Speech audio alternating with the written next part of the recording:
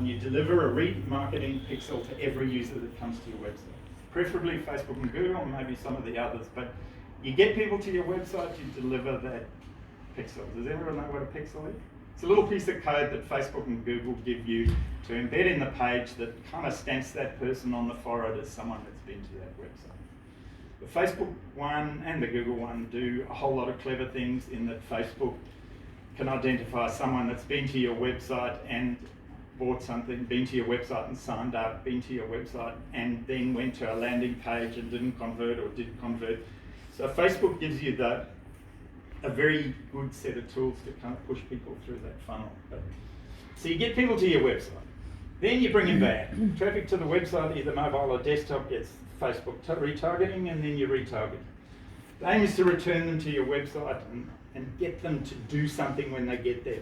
Preferably give you your email address, but do something when they get there, because what you want to do is engage that person or get them to a specific landing page, because if you get them to a specific landing page, you know a little bit more about them and you can take them down the journey. Then let's say you get an email conversion, that's fine. But now there's a bunch of tools, data tools, for like hunting and retargeting. If you get someone's email address, you can force that email or push that email address back into Facebook and then find that person really easily and keep offering them product because you've got their email address. If you've got a bunch of email addresses and data, you can do what's called like hunting, which is the ability to find on Facebook other people like that. So other people looking for bike trips in Peru, other people looking for rafting trips down the Grand Canyon. Facebook actually provides you with the ability to find those people and advertise to them, and it's kind of powerful. It does convert well, and it's very targeted.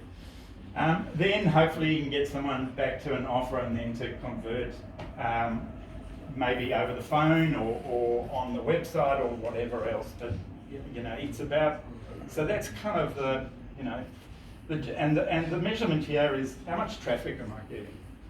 That's what am I paying per pixel? In other words, what am I paying to get that little stamp on everyone's forehead? Here we're worried about conversion rates and costs, because we're starting to push people down the funnel. It's starting to get more expensive and there are fewer of them, and you kind of want to know what you're doing. Retargeting, you're looking at conversion here, you're looking at the conversion to some kind of lead, and right down the bottom here you're looking at sales. So the reason a lot of people are sort of disappointed by one thing or another is if you take one thing or another out of this ecosystem, it kind of doesn't work. So you have to actually see it as a journey and look for the results at the end of the journey. I mean, you optimize each piece, obviously, but actually you're trying to take someone through a journey and measure the end of the journey.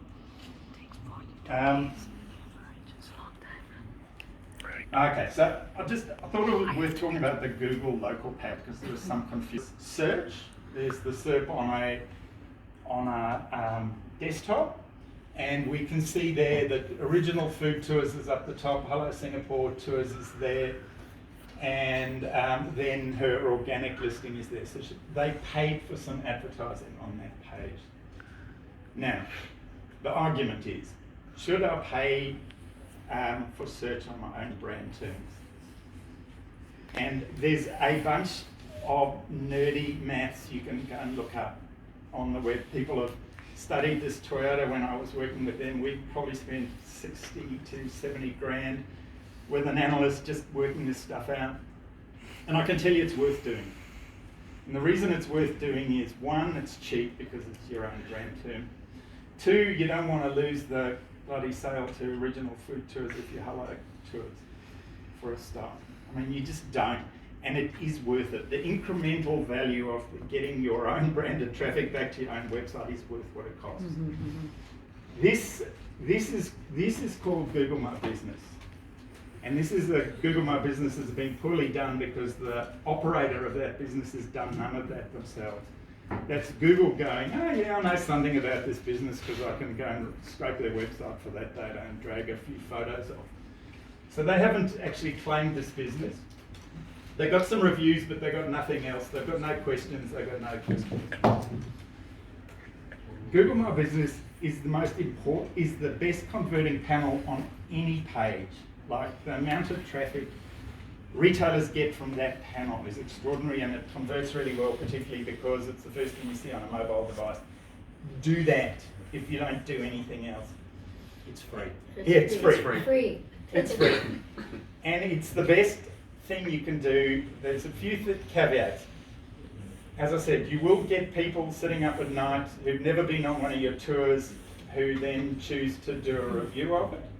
And it's always bad, by the way. So you kind of got to pay attention to some of that stuff, and you can't just let them go because they get a life of their own. And Google ranks you down if you don't have a lot of good reviews. Google are quite aware of the fact that this stuff happens, and so if you can swamp the bad reviews with the good reviews, the bad ones don't really matter anyway. So you've got to pay attention to that.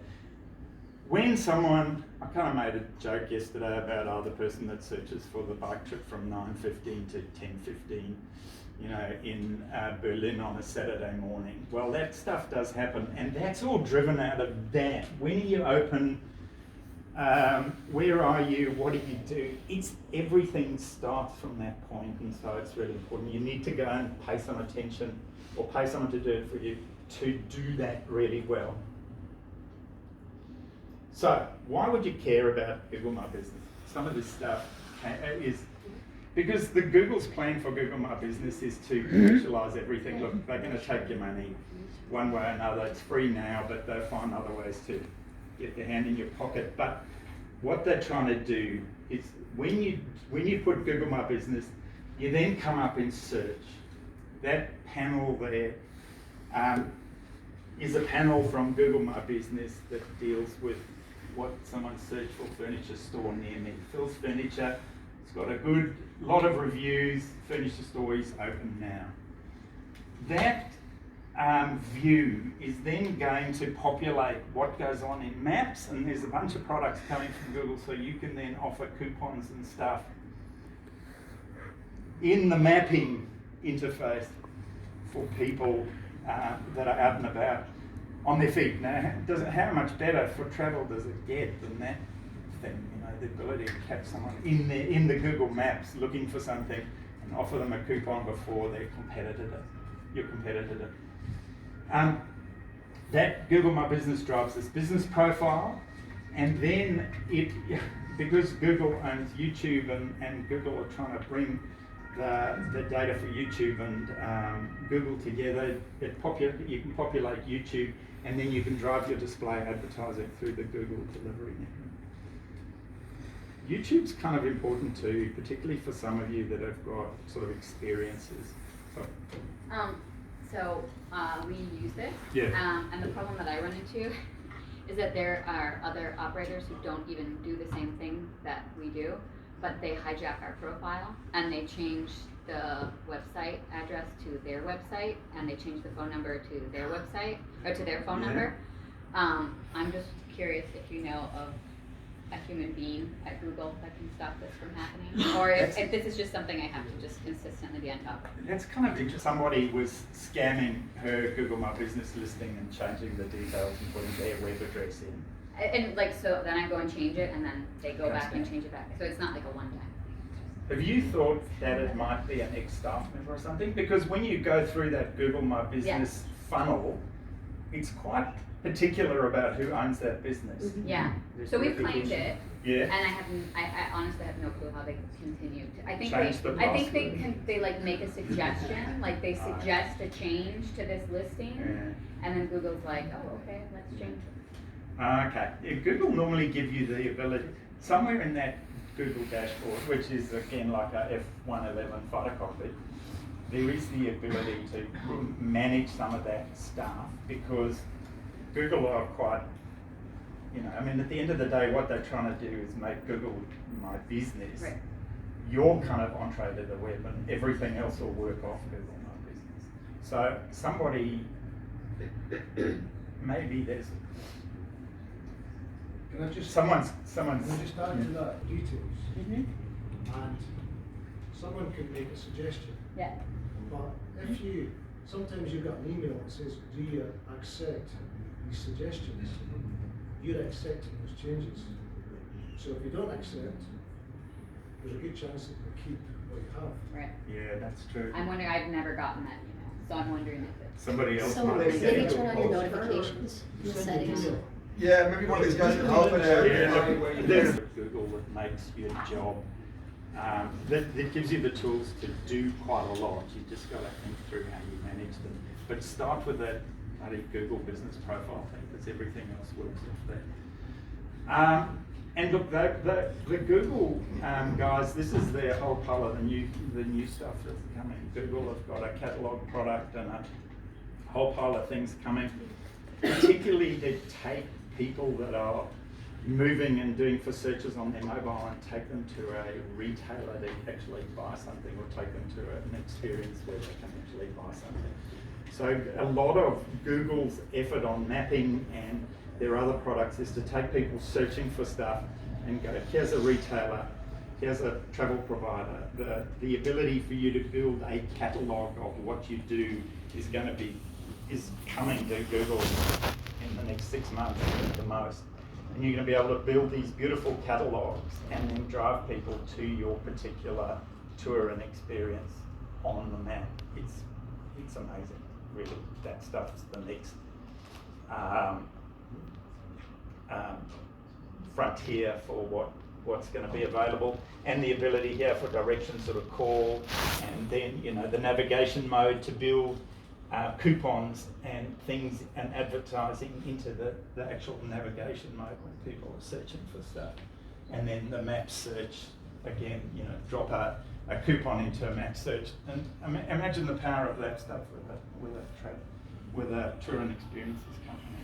People just looking for stuff, and you've got the opportunity to offer them a coupon, offer them something to get them into your business.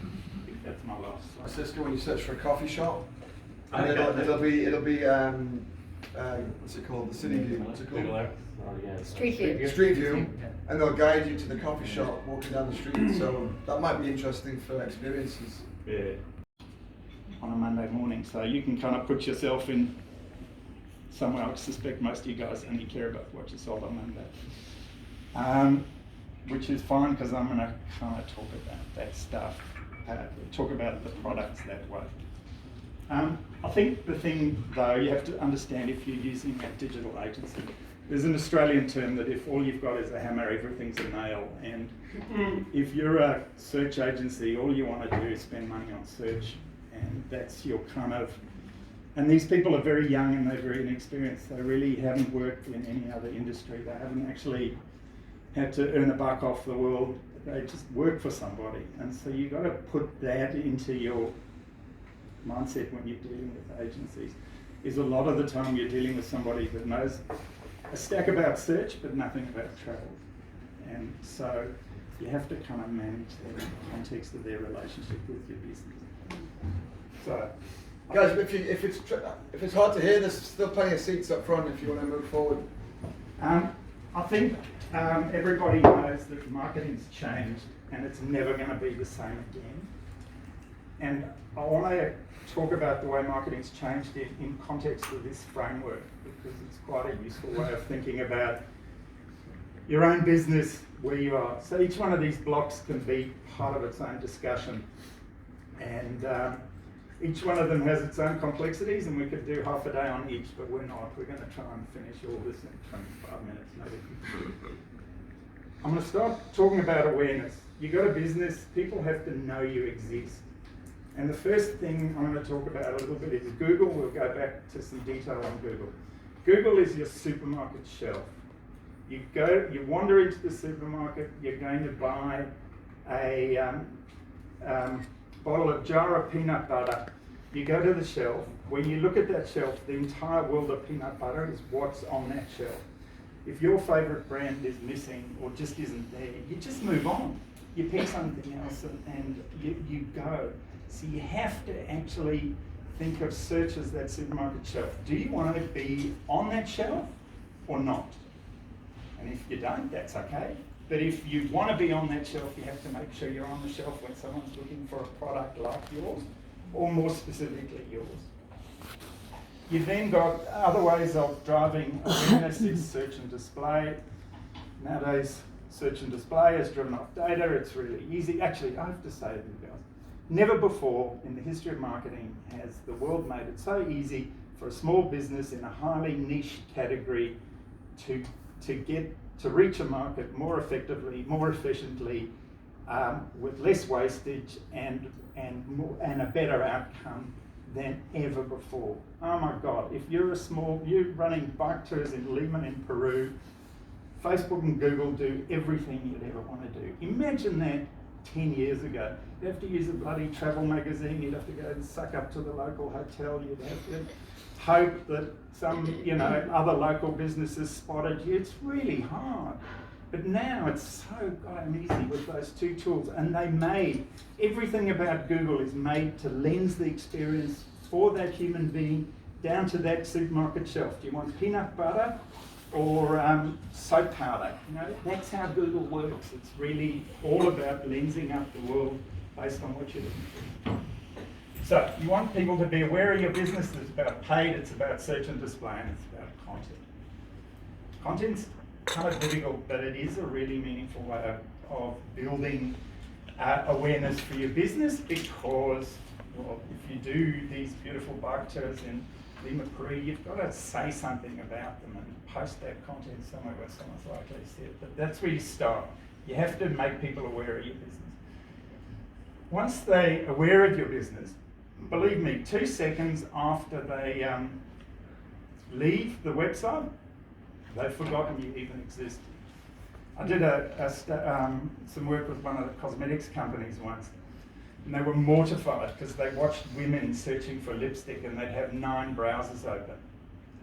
And they'd go, $7.95, $8.95, $8.95, close that. $9.95, close that. $8.95, close that. And these women had no interest in the brand at all. All they were looking for is the lipstick and the price. And it's kind of a mortifying experience, but that's what goes on. People dive in, and they're just brutal about it. And when they've spotted your website and they go, geez, that'd be a nice idea. Cycling in Peru, or trip down the Grand Canyon, which I did last year. They've forgotten who you are. They've looked at they've had 8 tabs over with 8 different people, all providing 8 different experiences, and they're gone. The thing is, you've got to engage them, and you've given them a range of tools to do it. They're really quite good. Social, with Facebook and other social channels. Display advertising, because once someone's been to your website, you can use the Google Display Network to go, hey, remember us? You were looking for a bicycle trip in Lima, Peru. Hey, remember us? You were looking for a Grand Canyon experience. And content. Now you can start to deliver really interesting content to people who actually are interested in your bike trip or your Grand Canyon trip, because we now have that data about them. Google tells us, or people on Facebook, tells us we've now got a person in the market looking for our product. And Google calls those people intenders, by the way, someone who intends to do something in your category. The thing is, you've got to get people from the intend phase to do something. Maybe it's a direct booking. Maybe it's an email subscription, and email's a really effective way of getting people to put their hand up and remember them. Because the other thing you've got to remember is that people are on the web for 2 reasons: to waste time or save time. And most of the time, when they're booking your travel, they're trying to save themselves some time somewhere. And so, tools that you can provide them that help them save time are good to provide. And email's one of those. Oh yeah, I want to go to Grand Canyon there, send me your email about your prices and your specials or whatever it is. And that's a way of driving someone along this journey. And then when we've got them into an email, or maybe we can take them from there to there, but we can get them to do a booking, and then once they've done a booking, this could be 6 months out, or it could be a month out, but what you're really trying to do is get that person to go, geez, I'm really looking forward to that trip, I'm really looking forward to that, it's going to be amazing, I want to go. And that's about delivering content that's going to excite them, because if you deliver content that excites them, well then you've got some chance of upselling them to the meal package or whatever it is, to the side hikes or whatever it is you do, or perhaps sell some partner product. But by exciting them, you've got the chance to upsell them because they now engage with your brand. The next thing you've done, you've had someone, they've been on your surfing lessons or whatever it is, you really want them to go and do a review on that. And actually, look, for all, Google is the one that matters the most because the reviews in Google impacts a whole lot of things in Google, including where you're served on a page when someone does a search. So worry about your Google reviews. They're quite problematic though too, but you can't leave them. Lots of people, believe it or not, sit at home at night wasting time and posting reviews on for products that they've never bought and unlikely to as well. And then ultimately you want people to share it on Facebook because they had a good experience. Their friends might. Now this thing doesn't apply to everyone, but what I'm encouraging you to do is look at this thing as a journey, because I heard people complaining about this doesn't convert and that doesn't convert yesterday, conversion rates are low. You can't actually look at it that way anymore because the conversion rates are low, because if you just look at your paid search, how many of those paid search people arrive on your website and go, oh yeah, I want it now, I'm going to buy it now. It just doesn't work like that. And so if you look at your paid search in isolation and you go, why is that not converting? Well, if you're not doing retargeting, you've lost that traffic. But if you are doing retargeting and remarketing, the Google stuff is really there to drive traffic to your brand so that you can retarget and remarket to them in other ways. So it's really important. It's the most effective and efficient way to do that. And for most of you guys, yeah, I spoke to some guys from Switzerland yesterday and they've got some problems because everyone's bidding on the keywords for the Alps and stuff like that. But if you're a surfing lessons person in Sydney, or a bicycle person in Lima, Peru, or Grand Canyon, there's not many people bidding on those terms. Chances are the only other people bidding are the OTAs. And so it's yours to own. It's really not that expensive. So you can actually run really efficient search campaigns and drive traffic that way. Does that all make sense? Am I going too fast? Yeah. Oh God, I didn't intend this to be a sales slide either, but really, the first thing you've got to start is think about is driving traffic to your website. And I'm talking about qualified traffic. I'm not talking about driving honeymooners to a dog safari in Namibia.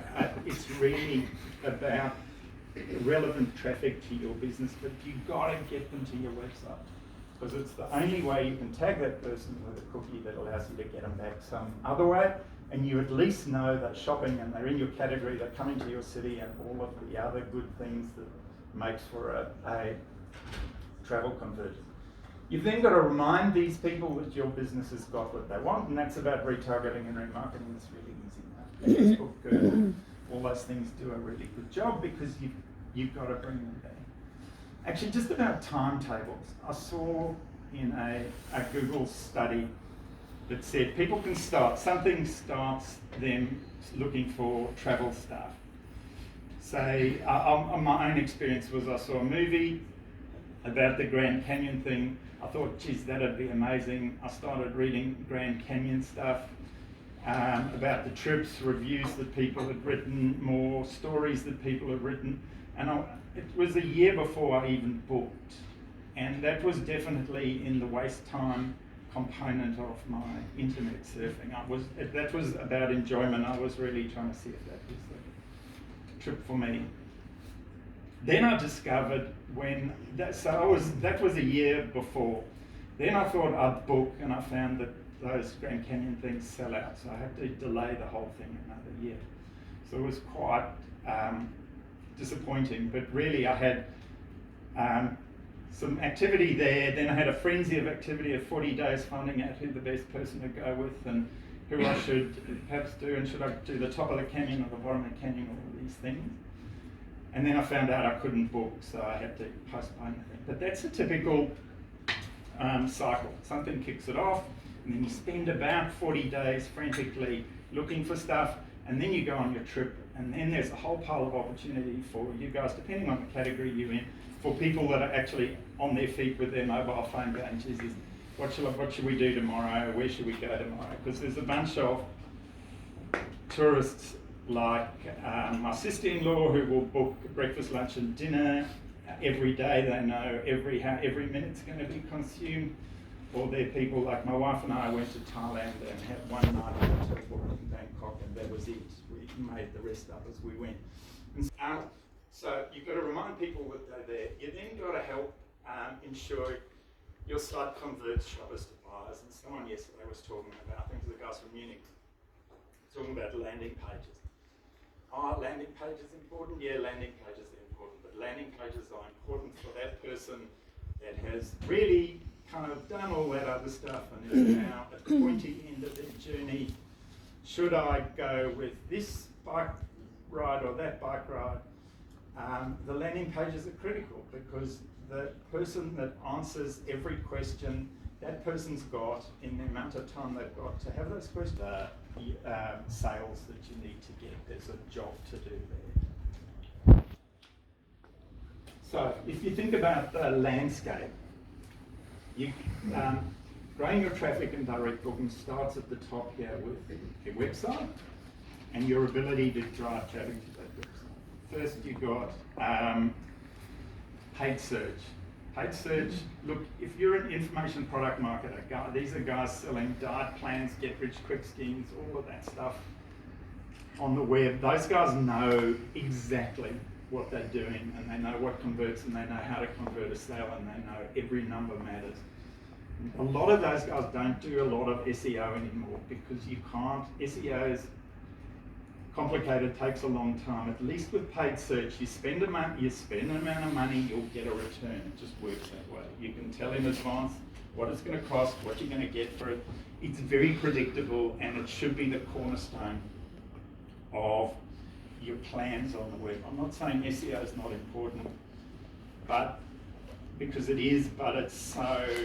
There's an Australian movie called The Castle, and it's all about the vibe. Well, that SEO is all about the vibe. It's so complicated, convoluted, and difficult. And I guarantee if you have 3 SEO people into your business, they all 3 would have a different story. It's really difficult. And so, if you want certainty, pay for it. It's not for most people in tourism, not paid fees. You've then got paid search, content marketing and SEO, social media marketing. Let's talk about Facebook first. Facebook now has travel intenders as a data category in Facebook. A travel intender is someone who's been searching for travel experiences but hasn't actually bought anything online. So Facebook hasn't been able to see a purchase of that person. So technically they're still out there shopping for stuff. And you can advertise to that cohort of people with advertising on Facebook, and it's reasonably well targeted, and you can augment the data with other kinds of data. But it's really for people that really need to establish a brand or have a type of tour that needs a different kind of customer who's not really doesn't know what they want. That's a good place to do it. Is that a new thing? Because I've been using Facebook ads for quite a while, and you could based on interest item, but that could mean a whole lot of things. Yeah, you can you can still do that, but they've just introduced travel intenders as a specific data set within that Facebook in school holiday. She basically gets kids whose parents work and they dump their kids with her for the school holiday. She shows them a good time, sends them home tired. So she struggled with the market. She was able to choose 5 postcodes, find women in those 5 postcodes who had children between 6 and 9, and she was able to advertise directly to those women. And she would fill the holidays like that every time. 3 days later, $25 worth of advertising, she was done. And I guess what I'm saying is if you understand your customer, there's never been a better tool to do that kind of thing. How else would you do that in the past? There's no way to do it. So So there's Facebook. Then there's online channel management, which we've talked about a little bit, and then there's the whole Chinese ecosystem, which is its own thing. If you advertise, so I sold a house, and I had a bunch of real estate agents in, and they were giving me the marketing budget for that sale of the house, 25 grand and 15 grand and 18 grand. And then this young Chinese real estate agent came in and he said to me, let's face it, your house is going to sell to a Chinese person, isn't it? We're in Chatswood in Sydney at 30% Chinese. I said, yeah, it is. He said, all I need is $500 for Weibo and I'm done. And he was right, you know. I gave him his $500 and he sold my house really well, very, very quickly. So that's its own ecosystem, and I'll just raise it because you do need, if you're targeting that market, it doesn't work like anything else, it's its own thing. And then, so you've driven traffic to your website, then we've got to think about optimizing your conversions, actually getting someone to convert. That's about data marketing and prospecting in amongst that, 1,000 people that came to your website. What percentage of those people can I get back?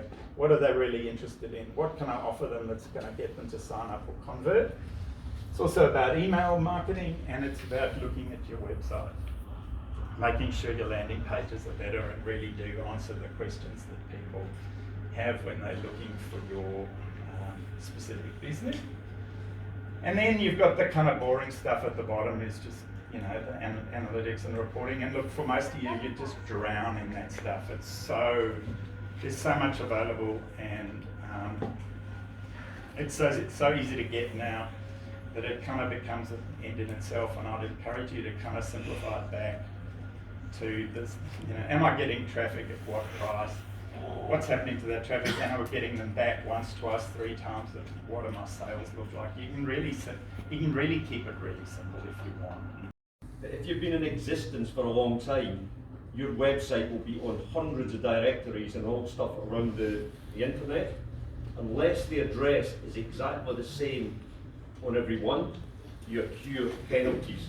So if you can get that exactly correct across the internet, your ranking on the Google My Business will be higher. If you have links out to hundreds of directories, the chances are, and it can be as simple as the word, I got it on one of mine, where the word road on lots of directories has been shortened to RD. Now that impacts my rankings. So accuracy on this is the critical thing that the algorithm for Google is looking, because where are they driving it to all the time? They're driving it to a map system, and if they're driving it to a map system, accuracy is the critical thing. And if you I've tested this stuff, if you can get this stuff right across your web and get the addresses, you will move up that pack. How Google views the world. You've got these affinity audiences, that's people shopping for travel in Munich, say.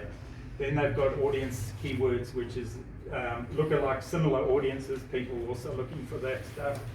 Then they've got in-market audiences, people shopping in your category. And down here they've got remarketing, which is to re-engage the people that have been to your website. So anyway, I'll finish at this point. You've got to get traffic to your website. You've got to then use that traffic to your website to find other people like them and to remarket to the people you've got so that you can bring them back and close the sale in some way with an offer, or someone buying something online, or someone at least turning up in your business. And if you're going to start to try and analyse this thing, you've got to look at the entire ecosystem and see how all of that is contributing to an outcome, because no one component will sharpen your sales. Will always be a rule of thumb, but about how much do you recommend people break down their direct budget between Google spend, Facebook spend, remarketing, and those channels, like as a broad guideline? Yeah, it's a good question.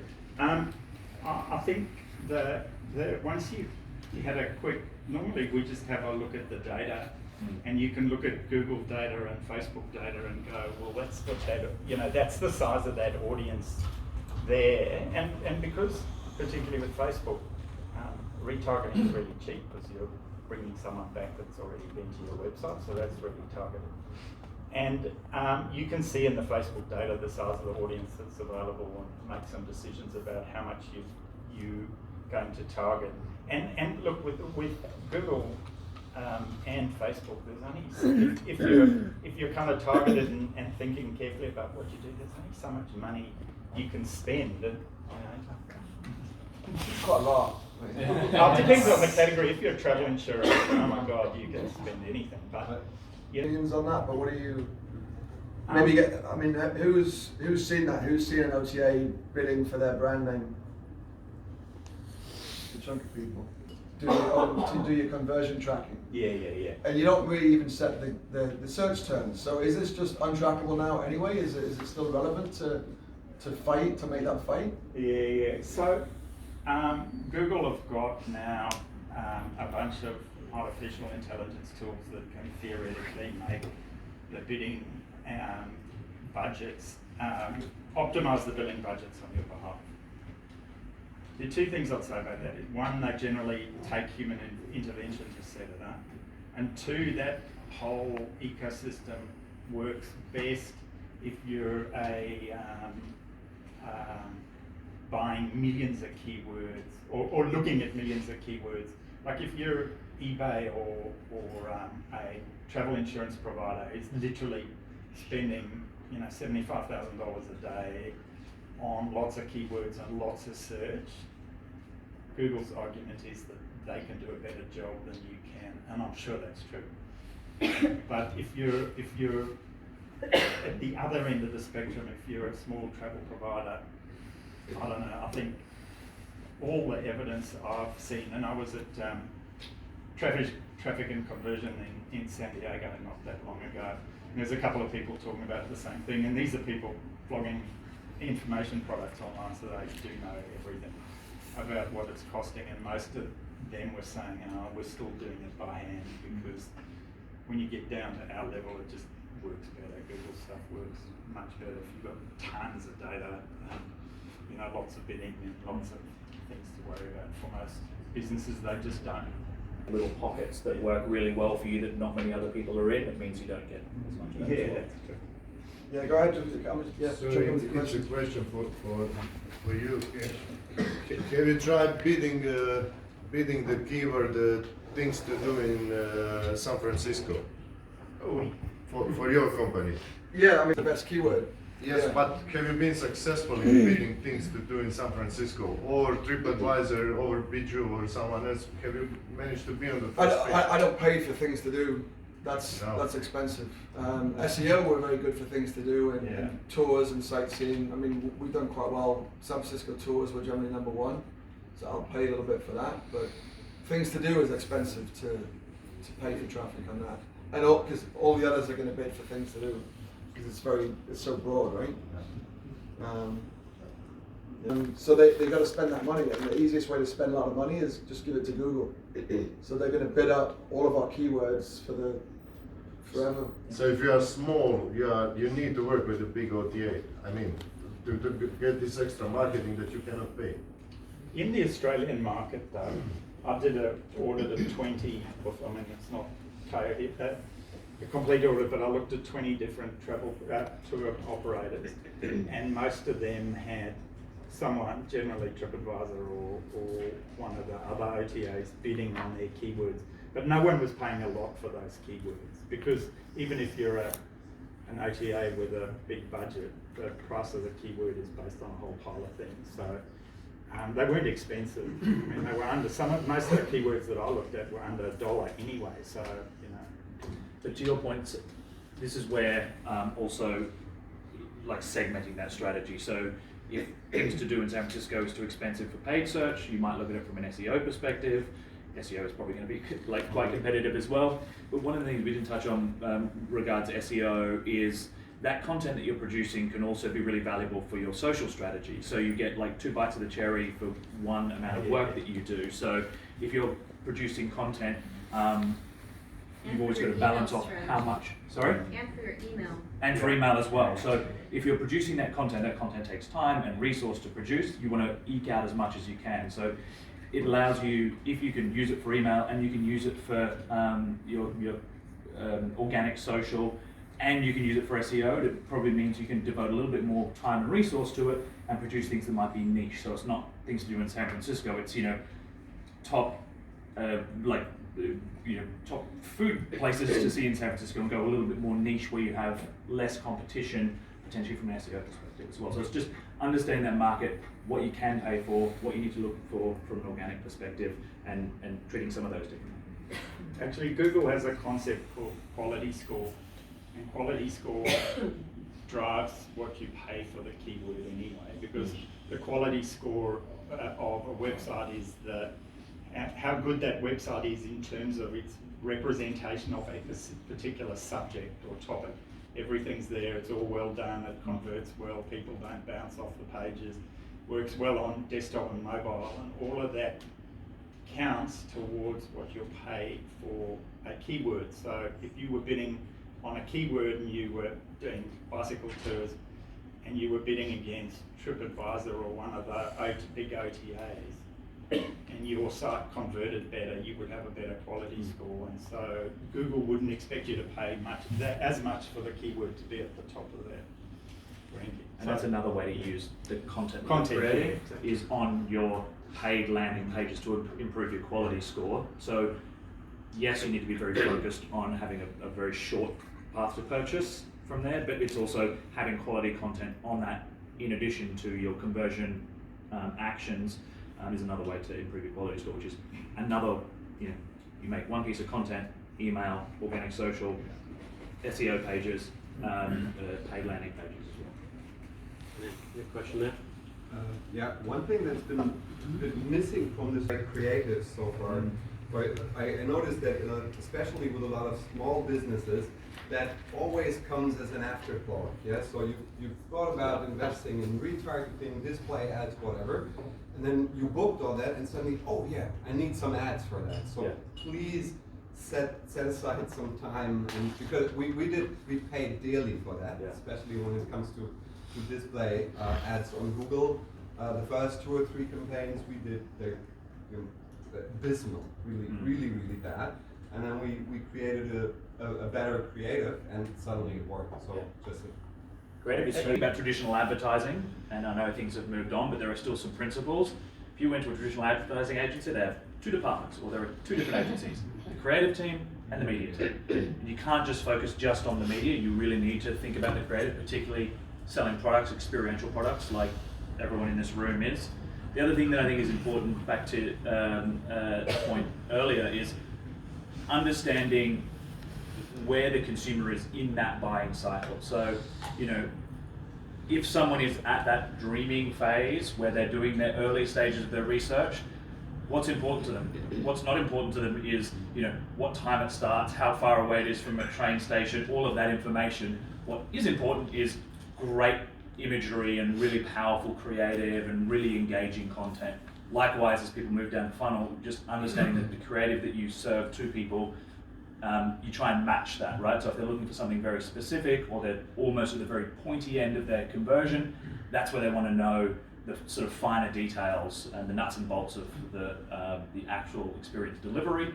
But earlier on, you might be looking at something that's a little bit more engaging. So just understanding that in terms of the consumer and where they are on their buying cycle as well. Just like if you do a good job with your content, you can push it out on email and social and things. We're automating the creation of Facebook and Google remarketing ads from content on websites. So, another thing to think about is if you do a really nice job of the creative, we can then pick that up, munge it into a Facebook or Google ad. Is that a technical term? Munch? Yes. And make a nice looking ad, and then use that to retarget and remarket people that have already been to that page and things. So that's quite, another way of getting reuse. I think one thing, there's a lot of different tools, and every platform has a huge amount of customization, like targeting ability, testing ability, and it can be quite overwhelming. I think you can start with really small budgets on both of these channels. You can start with $50 and just think of that as lost money to some extent, just to learn how the platform works and learn what might work for you. So it shouldn't be overwhelming to get started, even if you're just getting started on a very narrow set of keywords or a very narrow audience on Facebook.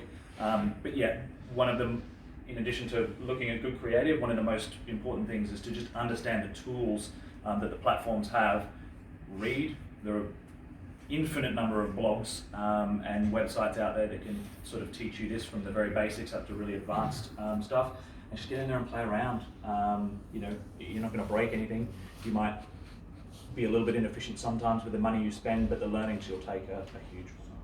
Actually, that's the other thing I know, because if you're the owner of the business, you're probably overwhelmed by this stuff already, and you've got enough to do just getting your day job done. And so we used to get the retailers of mine to work on 2 weeks, every 2 weeks. So I plan everything on a Thursday afternoon and get it ready. I'd have a meeting with the owner of the business and go, what are we going to do? What are we going to move? Where are we going to move the needle for the next 2 weeks? Then we start on a Monday, moving that needle, and then 2 weeks time on a Friday afternoon, I said to these guys, I said, I don't care if you don't have to turn up at any meeting, but you've got to turn up on a Friday afternoon every 2 weeks for no longer than 15 minutes. Because then we're going to show you everything we've done that 2 weeks. We're going to give you the numbers, and we're going to get a brief for the next period. And that worked really well because it took all the pressure off the principals of the business. And every 2 weeks we walked into their office in the afternoon and went, here's what we've got. Good week, bad week, this really worked, that didn't work, what do you want now? And we start on the next 2 weeks. You can cope with it that way, otherwise it's just, oh my God, it's just overwhelming, it's too much. If you think about it, let's say, I mean, seasonality. I'll talk about Grand Canyon, same thing, it's very seasonal. There's a kind of, I'll talk about it as shopping and buying.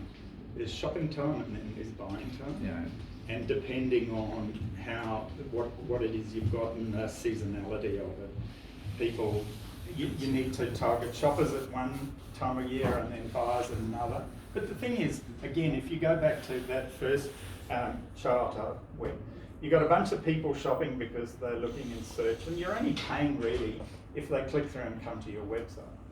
So in the off season where those numbers are low, well, the numbers are low. And then as the season picks up, you just perhaps allocate a little bit more budget, but you'd keep to the bringing traffic in at the top. You'd add, as the season grew, you'd start to add budget in at the top, so you're getting people into the top of the funnel, you know, coming to your website. And then you can do the same thing with the Facebook and remarketing budgets. You can just wind them up because you can see it. It's so obvious in the data. All of a sudden you go, oh my God, but this is long. This is huge. To understand if they're buying in those 3 months, how much earlier are they starting to research? Because if you're not in their consideration set, and so you don't have some presence, then you're not going to get much during those 3 months, right? So it's important to think, well, if they start buying in this month, and it takes, let's say, and you can see this on just through Google Analytics, they have a number of tools that you can look at, either an attribution funnel and time to conversion, and there's a number of good metrics that you can look at to get a sense for it. And then you should be thinking about what you're doing before that, so that you're doing your initial awareness, and then the remarketing, and the conversion at that point where you know the sales. You need to understand more deeply about all the consumer parts. Yeah. But there are some really simple tools for that. You don't have to spend a lot of money. Google Analytics is free, and it has some cool views that can help you understand that, both in terms of the number of touch points that they come to your website, how long until they convert. You can get some of that there. Google is a game changer potentially because God, it makes it easy, and I think the ability for lots of small tour operators to actually take a booking on their website is going to become more and more critical. Yeah, I think that. What we noticed, letting them know that there's flexible cancellation, that all of these other things that give people that confidence to come through your website and convert through your own website.